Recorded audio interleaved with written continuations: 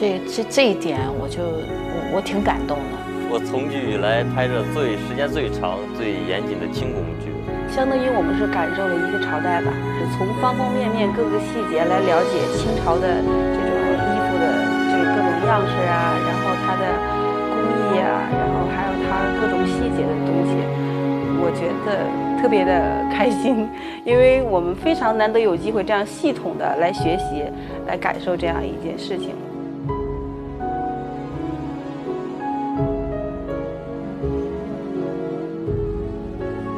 大家能够通过衣服、通过造型，能够看到这些后宫生活的喜怒哀乐，就是这么多细节，这么繁琐的这种工作量还是值得的。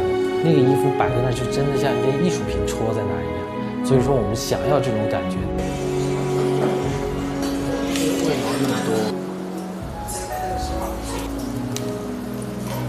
有一些就是观众啊或网友啊，他们就是说设计的这个造型呢，是他心目中的那个角色，或者说他们觉得很美，我就觉得很有成就感。一开始你是想象的，然后你见到本人的时候，你把它整体造型都做完之后，这就蛮开心的。跟杨叔合作就是我喜欢跟着他，因为他给人感觉是永远学不完东西，每次都有创新的。阿叔每次跟我们说，就是你爱护衣服，就相当于你爱护这个演员。这应该是我10几年来最大的一次挑战吧，真的也了解了不少。细的去绣它，新娘找那种清朝的服装也改变了现代的一些理念。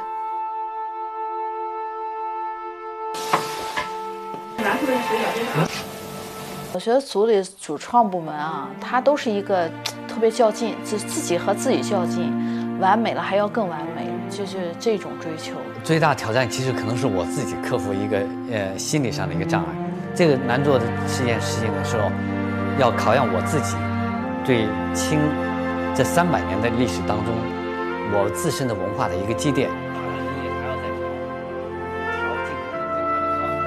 和哪些东西我无法逾越的地方，我能找到一些更适合我自己的一个表达，可能这个是特别困难。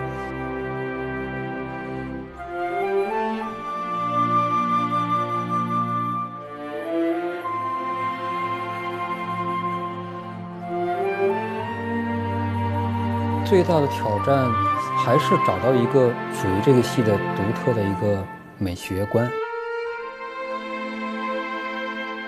只要完成我们心里面的这个要求，这是唯一的衡量标准。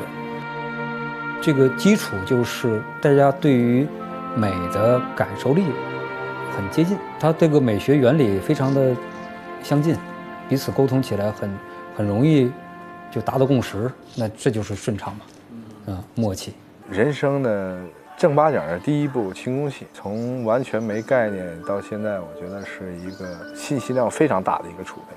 这里的酸甜苦辣这里付出以及回报挺多的，真的是可能要聊这个要聊好多。我们的道具兄弟们还是比较心灵手巧，又很辛苦。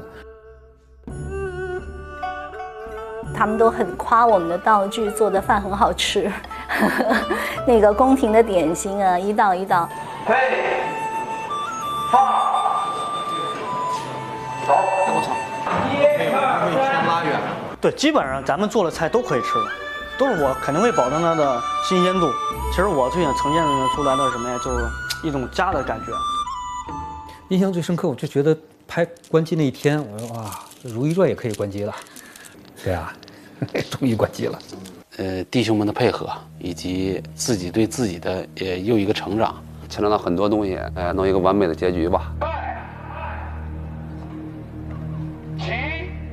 经验就是，以后我再也不认为外面什么戏是个大场面的戏有多难拍了。凤船位置再往前，兵船的龙船的两侧。当这个镜头拿到手，从无到有，这种成就感，就是对制作人员他是一种内心的一个满足跟愉悦，更认识到自己原来我还可以扛这么久，或者说是专注这么久吧。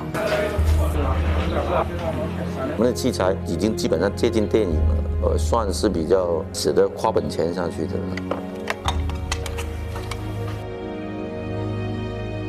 不好了，我们家贵人见当红了。轻功戏现代的声音不能有，车声、喇叭声、人声都不能有，条件呀需要比现在需要苛刻一点。你要知道，在横店这么一个嘈杂的环境下，保持这样一个安静的环境，没有人发出声音，非常不容易的一件事情。阿弟啊，开机。给了我们演员一个非常好的创作环境，那我们只要用心演戏就好了。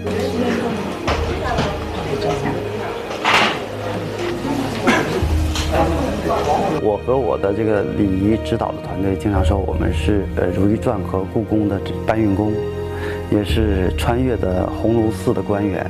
出来的队形呢？如懿出来的队形就是如懿在中间，旁边呢？不，他就后边就跟了6个福晋3宝，他们都在外边跪着。哦，已经跪着了。对，已经跪着。开始。我觉得它最吸引我的地方就是整个清朝的宫廷皇室生活的这些面貌，希望就是这部剧最终展现出来的一个效果。刀拿住，人都稳，手不要晃，就正常往前走。因为礼仪它不是一种单独存在，它是依附于人而存在的，由心而生的一种敬畏。没有任何人能还原历史，那我们在尊重历史的情况下，尽量做到离它最近。我希望用视觉能够把观众提前带回到那个年代，带回到那个场景，因为照片本身来讲，它也是时间最好的讲述者。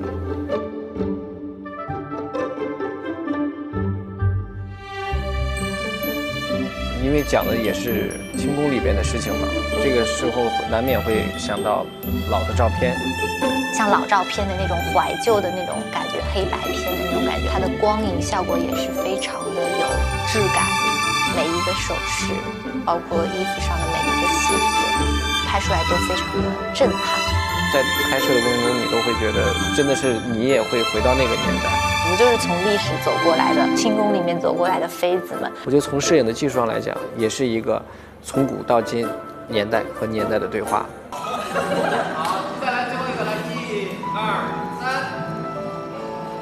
为什么说是《如懿传》大家庭？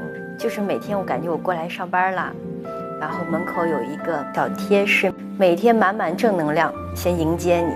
因为每个人他的每天的一个状态跟心情可能都不一样，他看到了这样一个东西的话，就能稍微把他的心怀打开一点。然后呢，每天有那个今天什么事，我觉得真的是特别温馨，然后打得特别好的鸡汤戏。我觉得这部戏人情味更重一些，各个大家在现场的工作状态，还有跟各部门的同事之间打交道，也可能是因为在一起的时间太长了，所以就是感情会更深厚一些。我觉得记忆深刻很多，真的很多，包括跟演员啊什么的，他们的每个摄像拍摄啊，有的时候飙戏什么的，都特别让我感动。我越来越发现，思维越来越开阔了，然后能量也越来越大，越来越有担当了。我觉得就是这样的，就是比以前强大。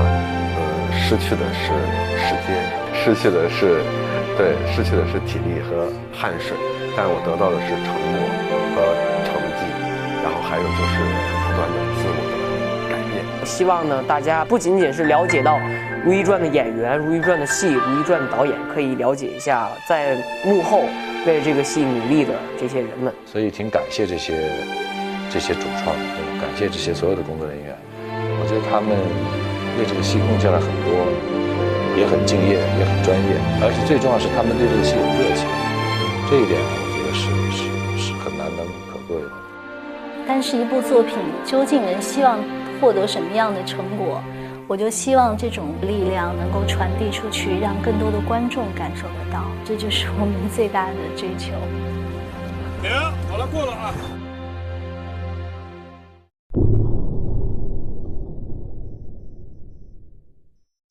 我觉得这部戏还是比较特殊的一个情况，因为很少有戏拍那么长，然后大家要一起生活8、9个月，然后包括每天的相处，还有你对你的角色的，因为时间拉得很长，所以你的进入的一个状态是挺难忘的一个戏。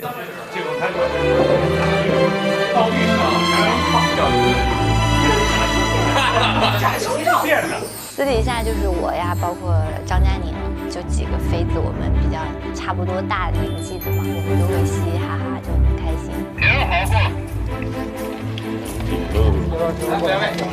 我很珍惜这份友谊，挺舍不得的。我已经想着拿旧年的衣裳换钱了，那接下来是不是要动咱们的体己了？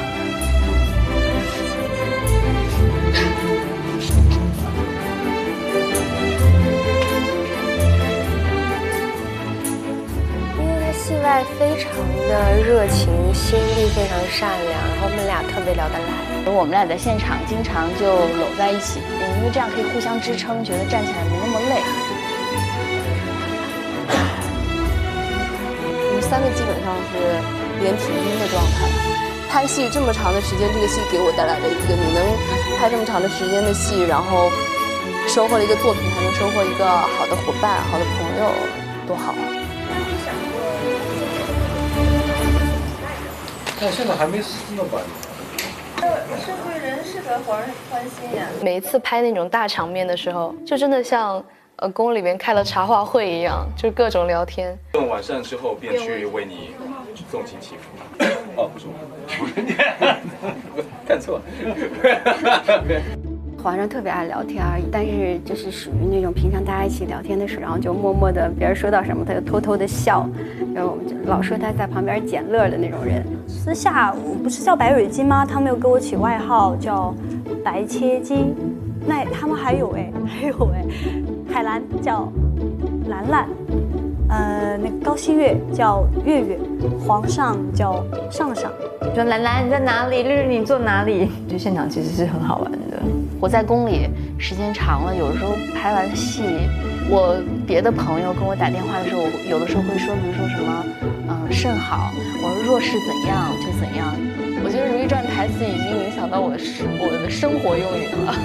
那天我问他，我说，哎，玉云姐姐，那天韩香见来了，跳那个舞好看吗？他说，哎呀，好看，特别好看。我说怎么跳的？你给我学一下。哎呀，跟你跳啊，就可美了，就这样。我觉得。狗狗，为什么是狗狗？感觉出来的声音就是狗吗？哎呦，想出来特别搞笑，怎么那么搞笑？我到现场就是真的管不住自己的嘴，你会发现太后一直就是在吃开心果，虽然有的时候也会偷吃其他的东西。就是想要把好吃的东西分给大家，就把自己所有的东西搬在桌上，各种零食，各种小吃。哎呀，你们前底里的好姐妹，你想的纯属是李纯是吧？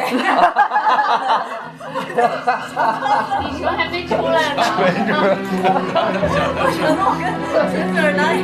哎呀，他养你养完了。是绿，是绿。去，跟他说。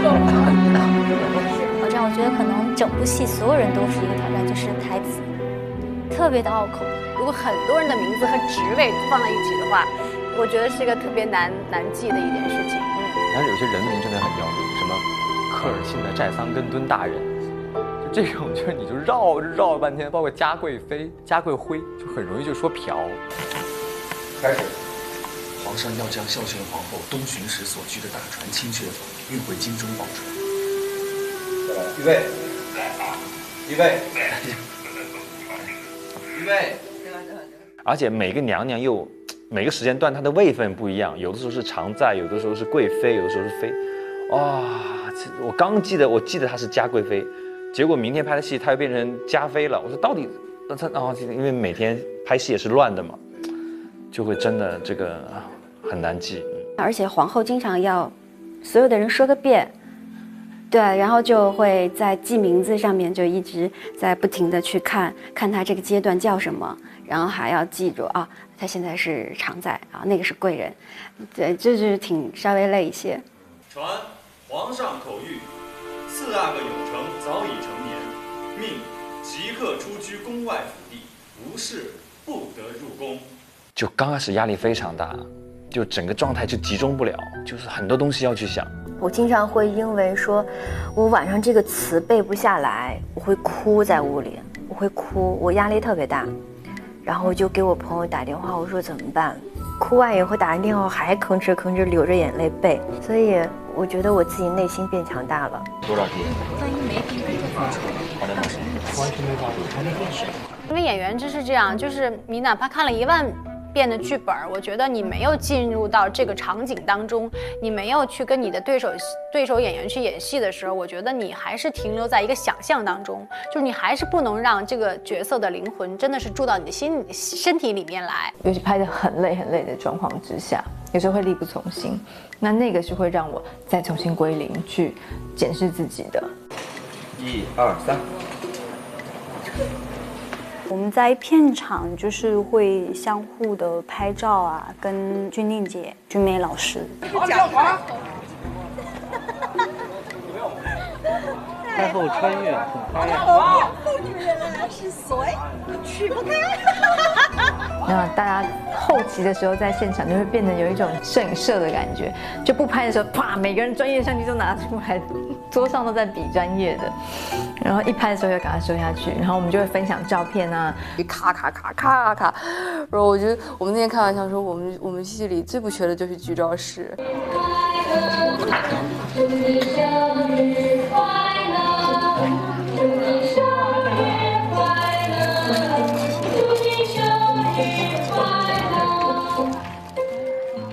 所以我希望的是，这一段人生经历在每个人的记忆当中都有一个独特的位置。那它对于我来说也是。好玩的事情，我觉得太多了。很多时候我们都是那种苦中作乐，大家都会自己就是创造一些个8个月不是8天，这人都是情感。在这一部戏里，我觉得发生的所有的事情，我觉得将来我回忆起来都会是很美好的记忆。朝夕相处，哭啊、笑啊、闹啊，都在一起，还特别舍不得。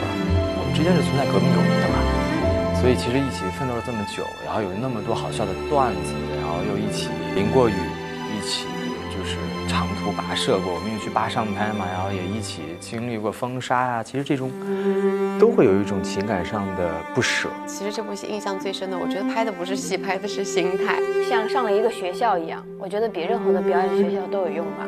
真的不想杀青，我就是想能再多学一点，或者是能在戏里戏外啊得到这些情感，能再延续，是一件特别幸福的事。这8、9个月，大家确实好像生活在这个宫廷里面，然后不管是私下，都会带有一些戏里面的感觉，啊，我觉得这是很有趣的一件事情，这也是我们往后会很怀念的一件事情。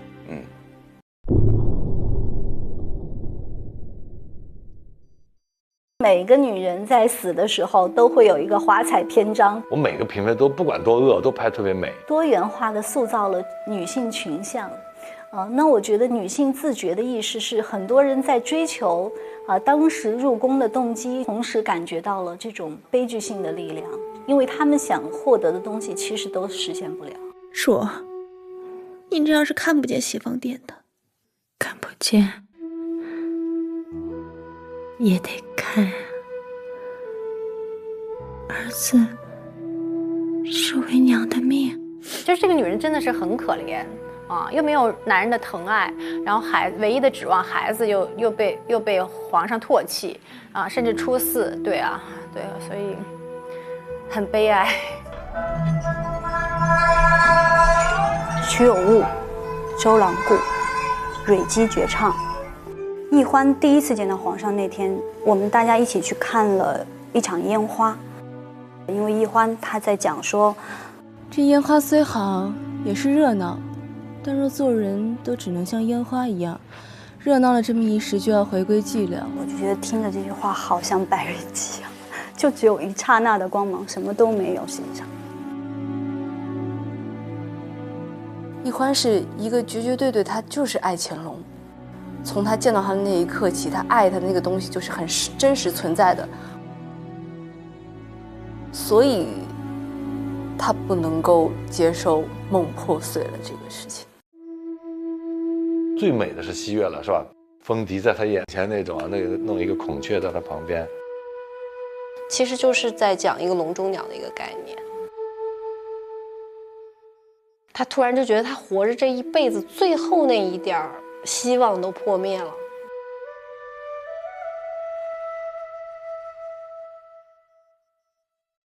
所以后来他也开始要把兰花拉下水，要去告诉皇上兰花这些罪行。今生的事还未定，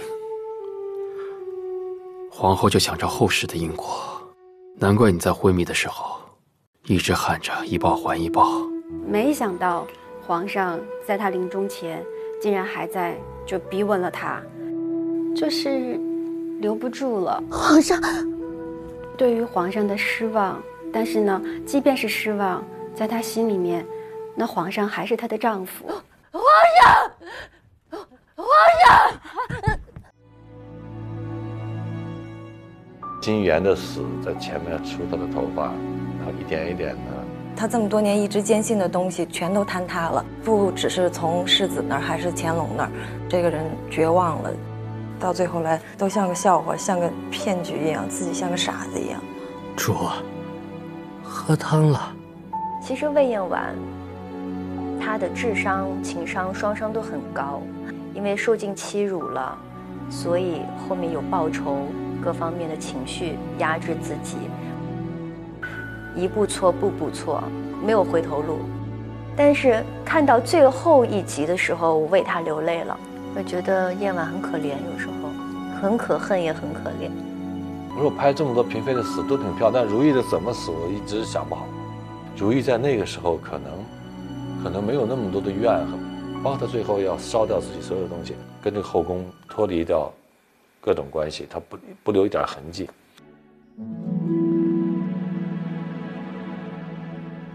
就是他走得很安静，他已经把他该做的事情做完了。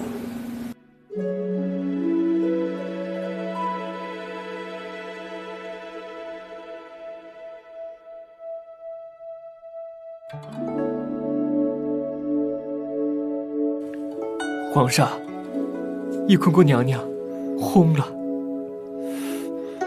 如懿的离世是让我觉得那个东西是太复杂了。有我自己的自责、内疚，还有太复杂的东西在里面了。还有我再也回不去了，我再也回不去跟他那样的时光了。因为人生总有遗憾，反正他也在宫里，他也出不去，我晒着月亮我就走了，不挺好？对，所以其实他不是我不觉得他是很悲剧的，他很好，我觉得他就是他是一个善终。他离世以后，我一个人在城楼上面，那个情绪很复杂。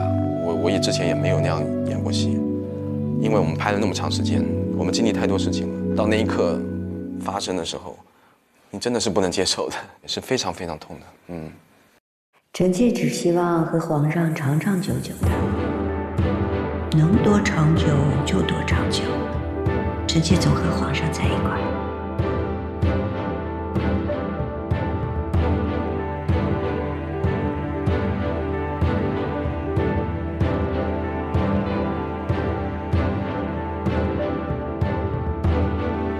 我很庆幸我有这样的一个人生的经历，我体会到一个这么重要的人物的一个喜怒哀乐。哪怕是一个世人眼中失败的皇后，不成功的妻子，一个深宫中的落败者，她身上也有着非常美好闪光的一面。她做着那个时代很多人不敢做的事情，自由、自在和追寻。坚持，而《如懿传》可能更多的探讨的是人性，没有绝对的好人，没有绝对的坏人，就这个世界不是非黑即白的，它会有很多不同的角度。就心无执念，就他在就珍惜，不在了就让他好好的在。这部戏所有的演员都尽了所有的力气，我觉得那就够了，那就够了。我觉得《如懿传》它就是《如懿传》，独一无二的《如懿传》，能让你静下心来去欣赏的一部戏。它可能是更多的是娓娓道来。我希望观众来做一个爱情文艺片来看。以我们现有的资源和我们现有的美学追求，我们希望成为一个凝结着我们心血的一个独特的电视剧吧。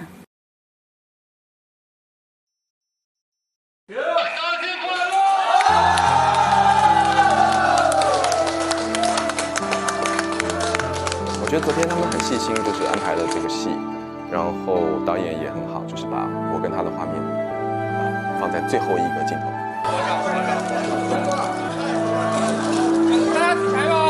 原来想会很兴奋，对啊，无数次的想过杀青那一天，从开机第一天就想，真的杀青了吧，又五味杂陈。我的感觉就是一起奋斗9个月，像战友一样的那种感觉，其实也蛮特别的。《如懿传》今天终于杀青了。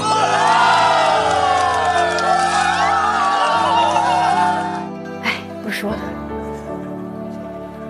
一说又得掉眼泪。哎，我昨天要杀青嘛，看到那个上面写张嘉宁杀青，我就想哭，就是不想在大家面前哭啊。这样如果你哭的话，每个人看到大家都会很难过，所以我们都会就是压抑住自己的情绪。突然觉得要告别的时候，你会真的有这种不舍，多年没有的那种感情了。杀青感言，我终于杀青了，终于拍完了，我终于不用演坏人了。其实真的还挺舍不得，你就会有一种失落感。有些经历其实你人生中只会出现一次，因为这种默契度啊，真的是很难得。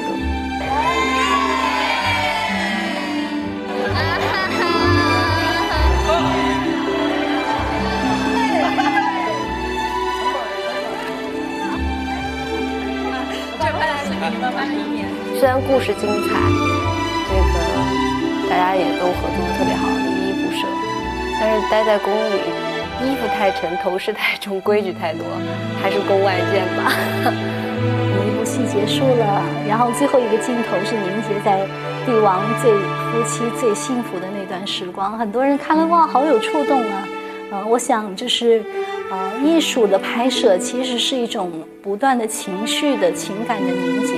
当然，毕竟就是最艰难的时刻已经过去了，所以还是挺高兴的吧。其实我们不能拿现代的女性去看待浪华，她毕竟是一个传统女性。浪华是一个好母亲、好妻子。就是有一场皇上生了疥疮，我去养心殿照顾她。我觉得浪华没有机会让她表现深深的爱皇帝的这种戏份。皇上，你醒了。就一说完那个话，我就哗眼泪就掉下来了。只有那样的情形，观众才能知道兰花爱皇上有多深。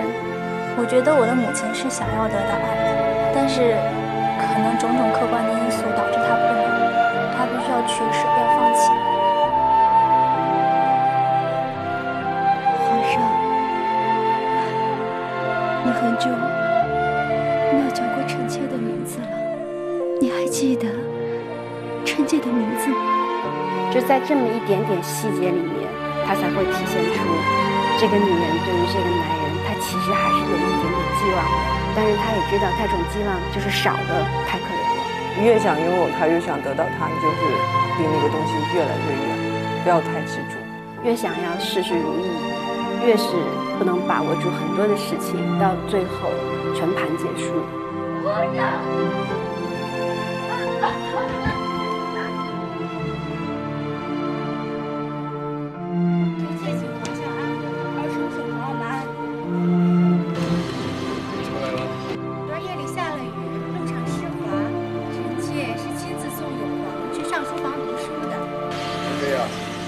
把永皇托付给你。臣妾多谢皇上。苏丽云其实是先帝指给皇上的，就是说这个女子善生养。她的婚姻就是父母之命吧。她也知道皇上没有那么宠爱她，所以她也知道她在这个宫里唯一可以指望的是她的孩子。我朝一直有立贤之说，用成年长出色，用机智的嫡子年少无知，使他太子之位就归了永成，我的日子更好过。我觉得他对乾隆是有很大的畏惧心的，所以我觉得他在皇上面前是小心翼翼的，所有的说话、言行举止，其实都是在讨皇上欢心的。是见到我公主。自从臣妾成了何家公主8年了，终于又有了一位公主，臣妾恭喜皇上。苏丽云本本分分的是吧？过日子型的，她也没有什么更高的奢望的。贤妃倒是爱吃酸的。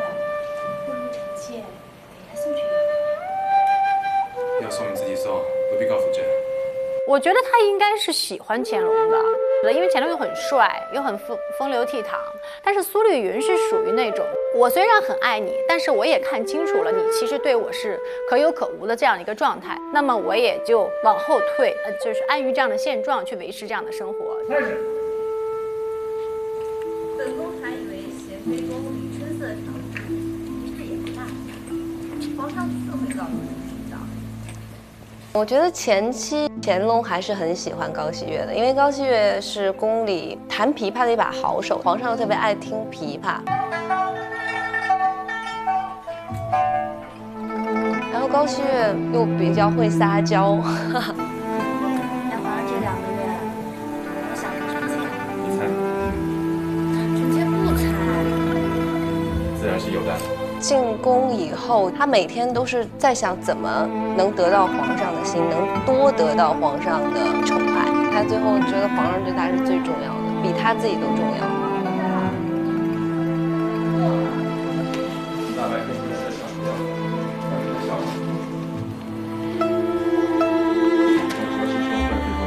那个时候也是高熹月特别想生孩子，然后去保住自己的地位。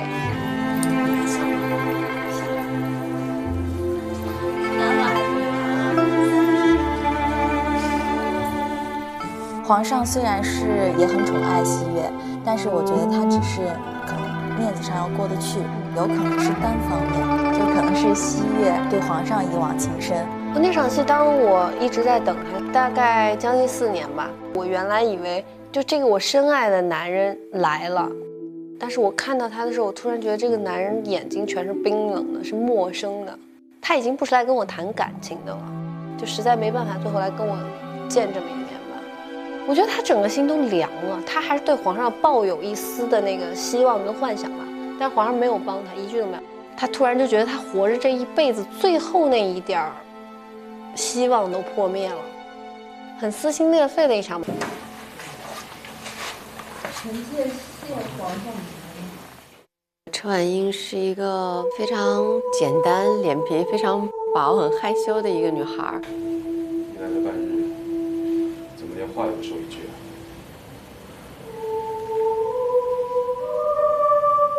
臣妾笨嘴拙舌的说了。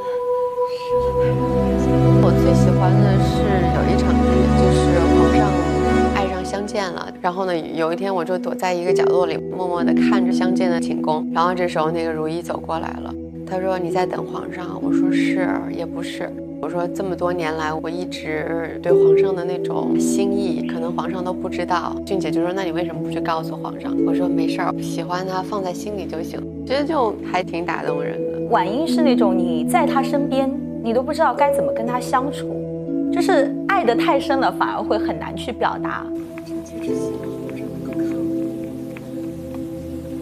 看一眼就多少眼。就是我爱你跟你爱不爱我没有关系，只是我内心一直爱着你，不论你做什么我都会爱你，甚至说我为了要安慰自己，我可能通过各种各样的方法来充实自己的内心，比如画画呀，比如去做一些我力所能及的事儿呀，比如说我心里想着我做所有的一切都是为了皇上，只要皇上开心，那我就是最大的满足。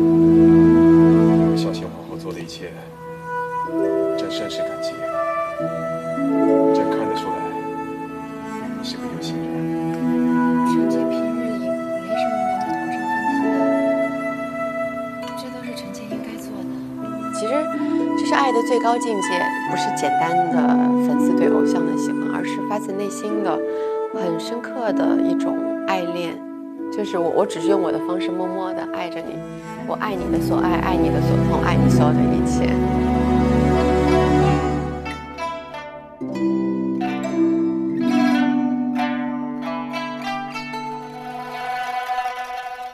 曲有误，周郎顾。白羽居是怎么样吸引乾隆注意？他弹琵琶却故意弹错。有个音错了，是谁啊？是奴婢。自己大胆的跟皇上接近，成为了乾隆他那个登基以后第一个的新人。你叫什么名字？奴婢姓白，名蕊姬。为什么他选择白羽姬不选择高希月？因为高希月棋艺很精湛啊，他根本就不需要乾隆来点拨。乾隆喜欢这种自己能够点拨一下的这种心情。这弹的是胡家18拍了。不是好。他这个时候他肯定心里面就是会觉得，哇，我现在很得宠，我恃宠而骄。其实他根本就不知道，他现在做的一切，人家会觉得他很傻。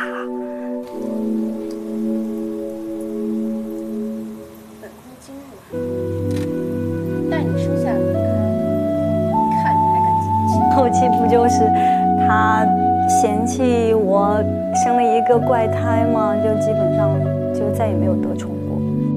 梅嫔的梅跟没有的梅放在一起是一样的，因为最后他死掉，皇上并没有给他办任何的丧礼，那只是白布一裹，所有的人都忘了我，感觉就像这个人从来没有存在过。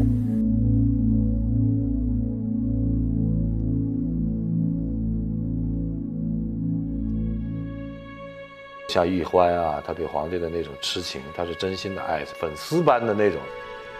自从我第一次见到皇上，我做梦都没想到自己能靠他那么近。如今真的能在皇上身边，我已经心满意足了。其实我在这众多的婚姻关系当中，我还是最喜欢奕欢的表达方式，因为我觉得他很真实。他先是崇拜皇上的诗，崇拜皇上博学，再到看到皇上的样貌，对这个人的爱就更完整、更立体了。那个之后就一辈子也没改过。你说他这个一见钟情那一刻起，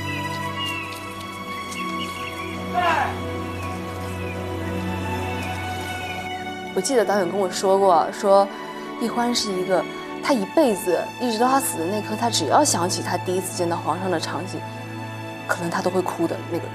乾隆就是他的梦，是他的神，是他的一生啊。开始。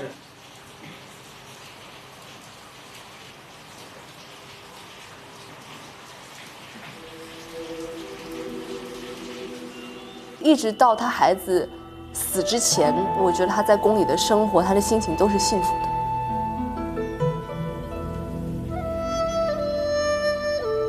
奕欢最在意的就是他的这个梦啊，就是乾隆这个人。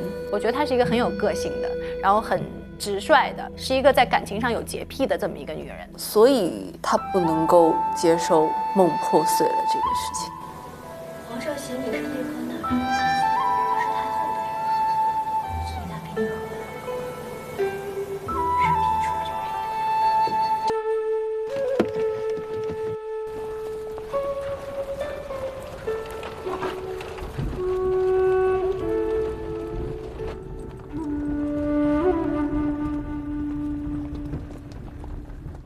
因为我觉得其实韩湘剑就比较特殊嘛，大家都知道这个人物也是非常传奇的一个女子，她相信真爱吧，因为她内心有她最爱的韩琦。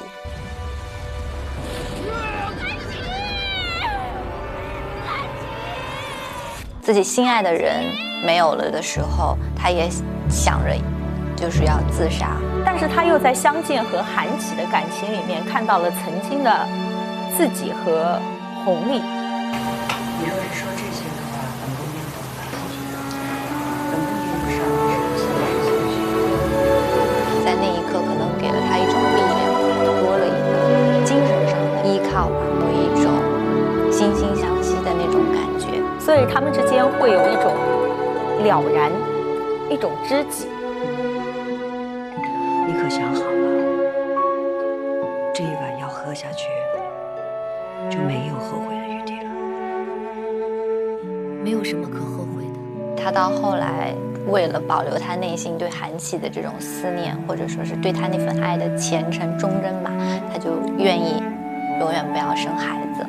孩子是要跟自己心爱的人才可以产生的这样一个结晶，所以我不能跟我不爱的人生孩子。耿直的性子，真是想借的从前的如意。是吗？皇上就会像嫌弃皇后那样厌弃臣妾。檀香见在那样子一个环境里面，她对自己爱情的追求，我觉得可能和现代女性是比较相似的。现代女性可能会更加追求自由一些。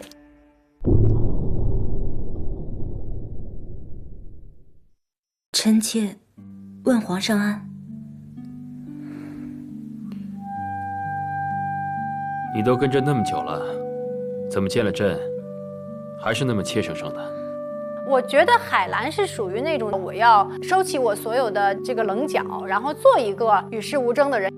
她对皇上也没有太深的感情，她不像就是其他的女人。她其实就明白宫中的那些感情是这样的，她会一个一个来信的。就是你如果真的投入了，你爱了他，你就会受伤的。尽忠职守，任负他头领之位。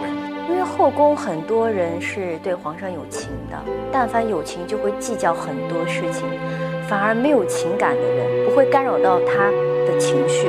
他算是众多妃子里面就是理解他蛮理解乾隆的人，那但是他不会跟着他对着来，那很多事情他会用他的方式去处理，这样。那所以乾隆也理解他是一个特别明事理的人。我觉得他年轻的时候一定是对乾隆有情的。我觉得有点互敬互重，就是相敬如宾的感觉，对。但是我不爱他了。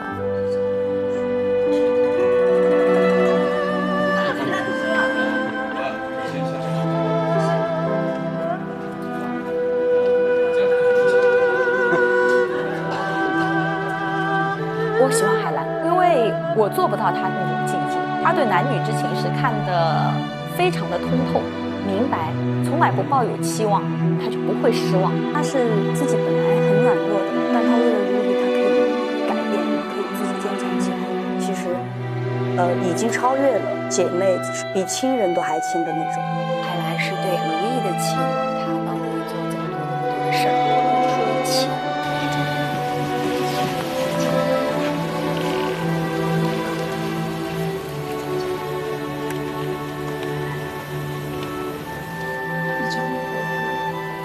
互相知道为对方，就是对方做了一些事情跟自己一样，然后如意知道海兰是这样子，可以冒死去救他的。我觉得那个信任感是非常坚强的。海兰是因为我跟如意是好朋友，然后也帮过他跟如意，所以也会把我当成朋友。其实我跟凌云彻中间又有一个很微妙的关系，其实会有一点点小吃醋的比较。我觉得只要是很好的朋友，只要是人都会有那一种心理上的难过。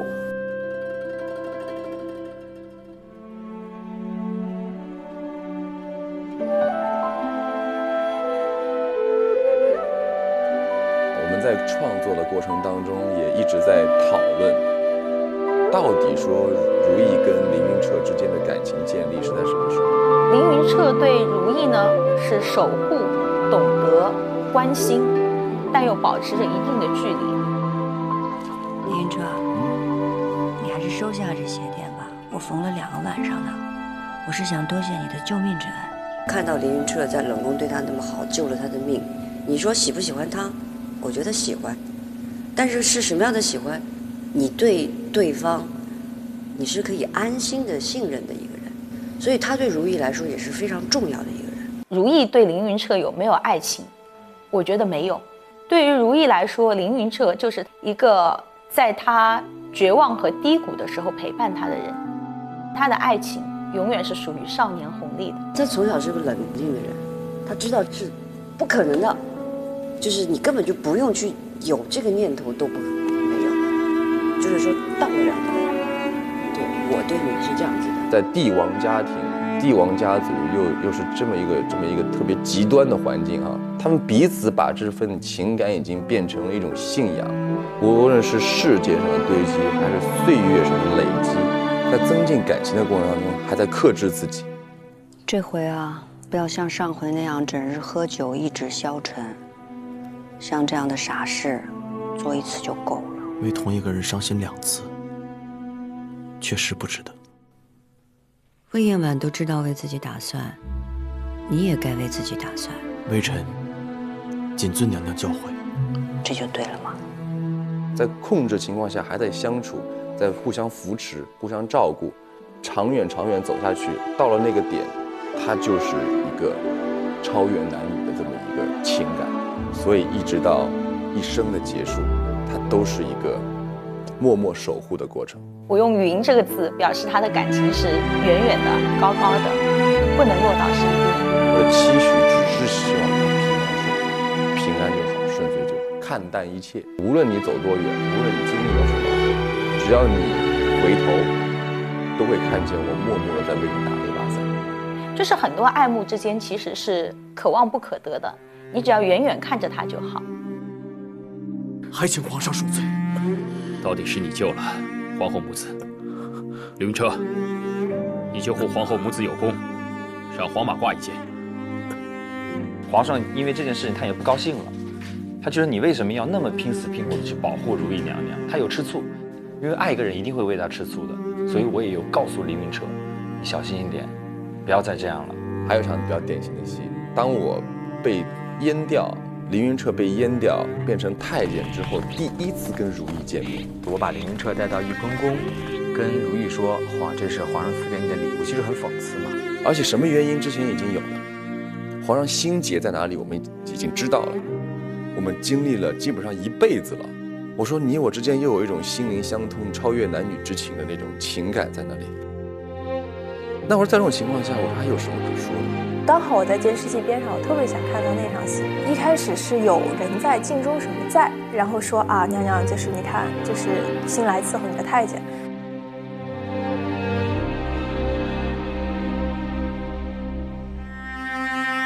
我跪在那儿，含着泪看着，甚至是傻了看着我。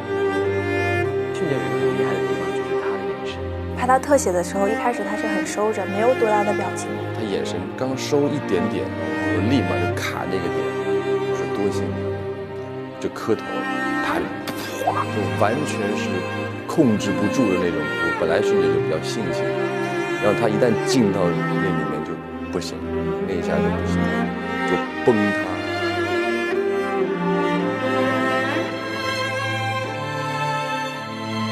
若干年之后，他无意当中在御花园看见我，找了我的凌云彻，两人就是流着眼泪看着，笑着，就含着眼泪笑着，看着对方。他说：“你好吗？”我说：“好，一切都好。”然后如意呢，听出来的那个假话，当真话听，就这是最酸的。我说：“只可惜来年天寒风雪时，不能再为皇后娘娘摘一枝梅花相送。既然我们不可以在一起，我又那么爱你，那我们就超越男女之情，我就守护你。”奴才告退。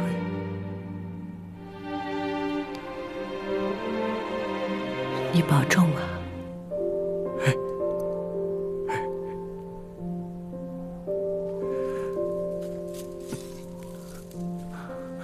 如果说问我这个戏的主题，我觉得是逃脱，或者说是要挣脱某些东西，其实就是挣脱后宫的高墙，挣脱有形的婚姻和无形的情感对人的束缚。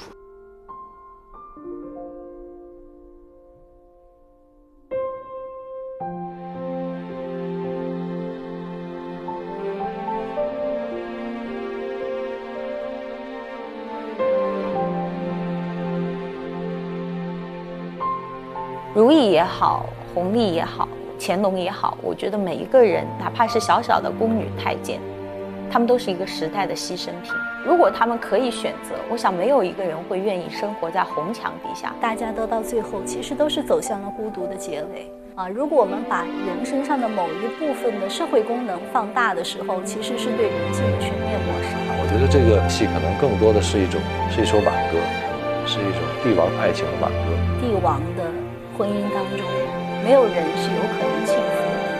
我们在这部作品当中，一定有对当时制度的批判，就是这个戏剧的悲剧所在。我小时候读的时候觉得惋惜，但是现在懂了，因为人生总有遗憾，就是因为爱，因为情，无可厚非。我觉得普通的爱情是取暖，那咱们讲深层次的爱情，它是开triển。夫妻之间除了情爱之外，更多的是一种依靠，才能支撑下去他们走很远很远的路。平平淡淡的，两个人最后一次见面，在在清宫注定更多的是悲剧。即便是失望，在她心里面，那皇上还是她的丈夫。你们本来可以在外面是可以自由飞翔的，但是为了让人观赏，被人剪断了翅膀送到这儿。皇上这么多年，臣妾心里非常明白，你未曾对臣妾有半分珍惜。不过没有关系，但臣妾呢，也从来没有对你有珍惜。我觉得那个瞬间，他就明白了很多事情，他知道自己必须要勇敢，必须做很多决定。真好呀！我说只可惜来年天寒风雪时，不能再为皇后娘娘摘一枝梅花相送了。预言如果有来世，一定不要这样活，是找一个一心一意的人，哪怕做个平民夫妻。我看到他的梦到了一个顶点，可是我就知道他明天就要碎了，我就觉得特别心疼他。就是人太渺小，你改变不了整个时事命运的东西。我小时候读的时候觉得惋惜，但是现在懂了，叫花开花落自有时。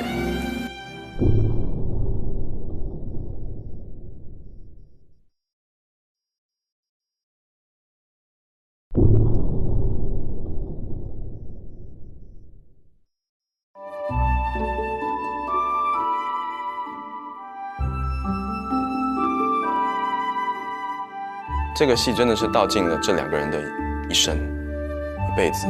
如懿是很向往爱情，她对爱情的那种感觉很纯粹。皇后是皇上的正妻，所以皇上和皇后才能一同入画。宫廷后宫，它很华丽，很奢靡，但是真正每个人的辛酸。可能我从小就在想，那我能不能喜欢一个人就一个人呢？他当时肯定觉得自己疯了，你知道吗？就是怎么可能大家都那么那个。我们那里一个丈夫只能有一个妻子，并没有钱。突然老师你跟他说的时候，我就觉得，哎，我这么想没有问题啊。这时候如懿就觉得，哎，对啊，为什么不是像国外那样一个丈夫一个妻子，这样两个人其实多相濡以沫呢？白首偕老多好。我们这部戏对于女性的解读，其实如懿是一个典型的代表吧，不管是女性心理的情感。还是女性生命的体现、价值的体现，包括她其实对，男权社会她也有一些质疑的。万一一个夫君只有一个妻子，没有任何妾室呢？朕看你是傻了啊！怎么老想着郎世宁的闲话？宫中的生活呀，我觉得像牢笼里一样。我觉得像《如懿传》里面的女性。高墙里面生活的人，他对他人生当中的选择，其实不够现在人那么多。显妃娘娘，请上轿。既然是走着来的，咱们也走着回去吧。如果你没有独立的选择生活的自由的话，你怎么可能去追求到幸福呢？他敢于跟乾隆皇上提出这样的一种质疑，我是觉得是在封建社会很难得的一种自由平等。可以说《如懿传》是她的如懿精神吧，女性的一种自我发现、自我成长、自我觉醒。因为她要拿出这种情感，最后发现自己其实是很无力的。不要痴迷在爱情当中吧，不要把命运掌握在别人手上，要掌握在自己手上。中秋已过，是非已平，只有心无执着，清净自在，所有的尘埃都侵扰不了你。他话里话外都在点拨这个如懿啊，告诉她就是放下一些执着的东西，然后心要清净自在。我觉得心无执念这个东西是要花很长很长时间去累积、去练习的。我想我这个角色除了在这一个阶段可能有一些制造一些矛盾、一些戏剧冲突以外，可能也是给如懿这个角色在思想上把它拔高一些，然后给她一些更大智慧的提醒。皇帝和皇后怎么都不作声啊？这戏怎么样啊？他们俩的婚姻究竟在什么时候破裂的，或者说他们俩感情在什么时候断的，可能是一个潜移默化的过程。环境跟身份跟各方面的不一样，慢慢的这个距离感就越来越大了。我觉得它其实更多像现代女性一样，我只是把你当做我的丈夫来看待，我并没有想过就是说在你面前去做一个低你一等的人。他其实很追求感情里面的平等与尊重。我觉得观众会和我一样目击着如懿的整个的演变和皇帝的爱情从有到无，从无到有吧。你不是说做朕的皇后厌倦了吗？朕今天成全你，金宝，将乌拉那拉氏带出去，收回她的皇后册宝。其实有很多读者跟我说，能不能就是改变断发这个结局，因为实在太凄惨了。那我觉得一个人物他本来的结局是怎么样，我不想强行去给他安一个非常美好、看起来大团圆的结局，所以没有去改变它。说这个皇后呢，她突然自行断发，就是把自己头发给剪掉了。他说这样的事情呢，是满人他完全无法接受的一个事情，这是非常的一个不能合乎这个礼仪的一种表现。所以呢，他这个不能母仪天下，这才让大家知道中间发生了比较大的一些变化。这个我觉得如懿她是没有想到她在那一刻会断发，她是吵到那儿，哗就断了，然后那个就开始想这个事儿要怎么办了。对感情的失望，对他眼前生活的失望，但是他又没有办法去改变整个环境、整个社会，他做到的只能是坚持自己。你看，一个人一生都在向往一段情感，一生一次，心因一动，他的生命最核心的一个点。他在寻找，他也积极争取，但是后来发现，他所想象的东西和现实，他是分离的。他和皇帝要去经历的，就是他跟皇上说的那个来因续果。最后就是如懿来讲，就是对什么都没有无恨吧。你的选择，他的选择；你的变化，他的变化。对，到这个地方，他自动就结了。这个不是一件伤感的事情，而是你跟这个男人有一个非常完整一个融合的过程。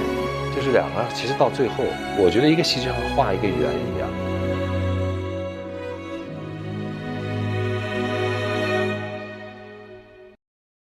备，开始。第一个镜头我都想得特别清楚。我记得拍皇上哈是这样，我跟摄影师说这样到那儿，焦点在虎臣这儿，然后焦点一变了，通过虎臣他的行为。当时拍时候还挺兴奋，但是呢，第一个镜头拍完了呢又很沮丧。万里长征才走了第一步，让你绝望是吧？我们那么长的一个戏才拍第一个镜头。合算你在上面过去，你也是，你也有罪啊，跟你有了，你还说是我从艺以来拍过最长时间的一部戏，基本上经历了春夏秋冬。从穿短袖、穿小裤衩，女生穿裙子，到这个最后我们捂着军大衣，再到后来我们又开始逐渐把上衣和这个秋裤、保暖裤都脱了。其实就是在精神上，因为时间太长，起初的激情呢会慢慢的会被消磨，但是呢，我们这样的工作呢又必须得保持这种激情。停，没更好，停，更好。从来没有过一次就是说，哎，可以松懈了，可以放松了，可以休息了。那个不用你说了，那个谁，你说最后一句报上去就行了，预备。包括对剧本啊，包括对演员的表演上，有时候不那么顺的时候，蛮沮丧的。停。自我的一个调节吧，这个是我觉得是最大的难度。我还是一个蛮有耐力的吧，我觉得还行。说再来2月，好像也还能拍。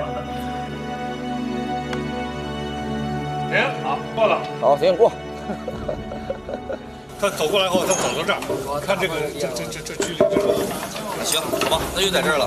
我的风格呢，我是希望在现场能让所有人感受到的气氛是轻松。张哥，你要演什么？张哥？我要演那个乳母嬷嬷。所有人放松了，才会更好的发挥自己的能量。国浩，来。哎我去，看我老婆快杀了我！今天这么多人，为什么来这么晚？如果说人生有了1年1部的话，我觉得他最起码他是让我往前走了5步。这一部戏，你就往房堂那一走，就往那边一走。苏联为了年轻人就炸给人了。因为《如懿传》，我结了婚，我有了孩子，谢《如懿传》。拍《如懿传》就是又新学到了很多东西，每一次接触不一样的人，也会接触不一样的演员，从他们当中去感受到一些你觉得好的东西，那你就留在自己的脑子里面，是吧？就做一些沉淀。我觉得咱们这个组是特别认真、特别执着，就是对工作一丝不苟。